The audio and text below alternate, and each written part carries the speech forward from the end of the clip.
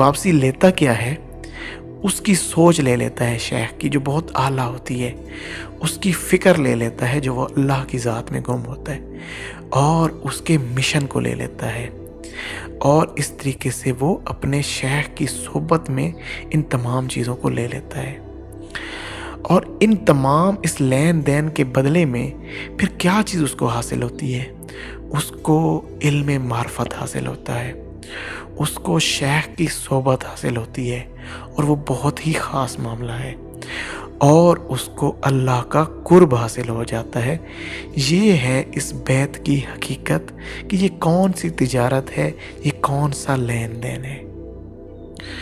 الغرض کہ جو بھی مرید ہوتا ہے وہ اپنے شیخ کے ذریعے سے ہی آقا کریم صلی اللہ علیہ وآلہ وسلم کی بارگاہ تک رسائی حاصل کرتا ہے۔ جیسے کہ سلطان العارفین حضرت سلطان بہو رحمۃ اللہ علیہ نے فرمایا کہ اے بہو، خدا کے لیے یہ راز بتا دو کہ معرفت الہی کے جام حضور سرور عالم صلی اللہ علیہ وآلہ وسلم کے مجلس سے پلائے جاتے ہیں۔ تو شیخ اپنے مرید کو اس قابل بنا دیتا ہے، شیخ اپنے مرید کو اس قابل بنا دیتا ہے، اس کو ایسے آداب سکھا دیتا ہے جو کہ حضور کی مجلس تک جانے کے لیے ضروری ہوتے ہیں۔ اور اس میں جو دوسرا معنی آپ کے ساتھ ہم نے عرض کیا ہے آپ کو کہ اس کے دوسرے معنی ہے توبہ کرنا۔ اور یہ توبہ کیا ہے؟ اس کا اللہ سبحانہ تعالیٰ نے قرآن میں ارشاد فرمایا کہ اگر یہ اپنی جانوں پر ظلم کر بیٹھیں تو پھر یہ آپ کی بارگاہ میں حاضر ہو کر اللہ سے توبہ کریں، پھر آپ بھی ان کے لیے دعا کر دیں تو اللہ توبہ قبول کرنے والا بہت مہربان ہے۔ جیسا کہ ہم نے اس آیت مبارکہ سے یہ چیز سیکھی کہ جو بھی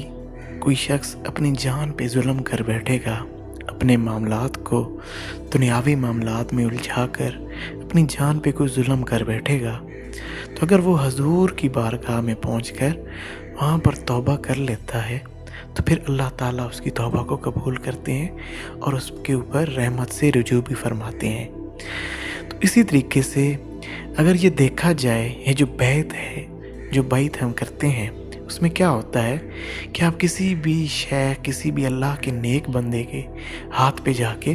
توبہ کا پروسیس کرتے ہیں، توبہ کرتے ہیں۔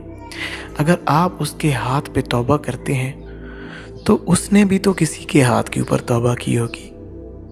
اور اس نے جس کے ہاتھ کے اوپر توبہ کی ہوگی اس نے بھی آگے کسی کے ہاتھ کے اوپر توبہ کی ہوگی،